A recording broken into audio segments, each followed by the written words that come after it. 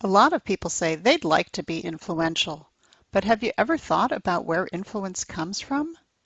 In this presentation, I'd like to suggest that the best way to become an influential leader is to do so by building win-win relationships.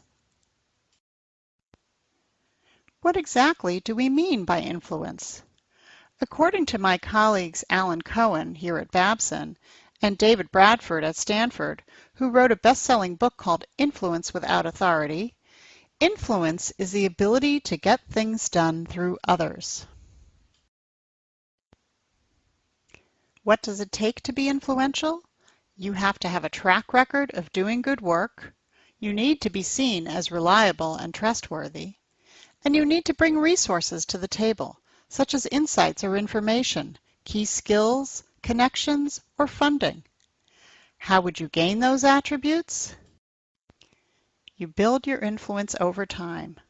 With each activity or interaction, you build your track record, and your behaviors may inspire trust and reliability.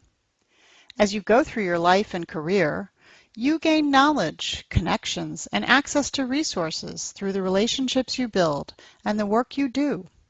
Over time, those hopefully accrue in a positive way, giving you credibility and the ability to influence others to work with you or help accomplish what you need done. Some key principles for relationship building and success at developing influence connect back to our entrepreneurial leadership mindset. Approach each individual and situation as an opportunity for learning.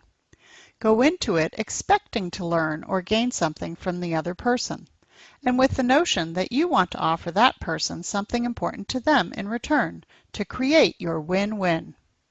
With each relationship and interaction, you have an opportunity to build your track record, gain trust, and demonstrate your reliability.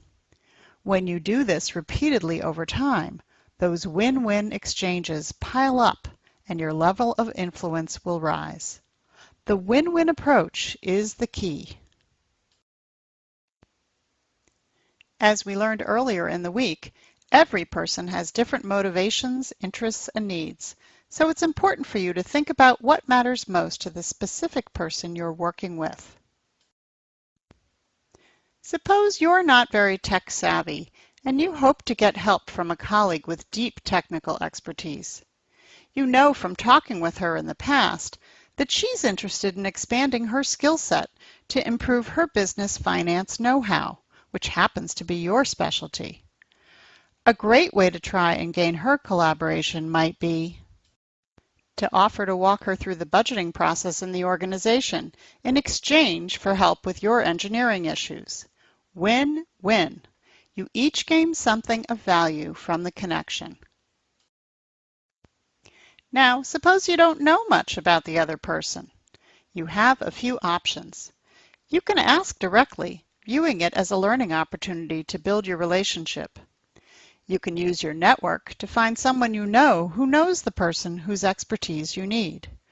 Or you can simply try asking for what you need with an offer to provide something in return, say sharing information about the project or offering to buy lunch. You'll find out from their response to your offer if you hit on something that meets the person's interests and needs. Generally, you'll find that there are a few categories of things that matter to people. First is anything that helps someone get their work done. Maybe it's more people for their team, or better technology, or a piece of information they need. Second, some people are motivated by status. They want to be recognized or be able to be in the know in some way. Offering folks like this an update on the business or sending a note to their boss about their good work can go a long way to building influence with them. Third, many people are looking for meaning and inspiration in their work. Sharing the vision of how their work can make a difference for the goal can be a key motivator to enlisting their contributions. Last, many people want to feel connected to others. If you can create a sense of camaraderie and connect your requests to enhancing that teamwork feeling, it may go a long way to mobilize some individuals. Remember that you need to remain trustworthy and authentic as you seek to gain influence through relationships. Do your best not to keep score. Your best bet is to stay focused on how you are helping others, what you are learning, and whether you are creating a track record of win-wins over time. The more you do, the more influence you will accumulate that can help you engage and enlist others as an entrepreneurial leader.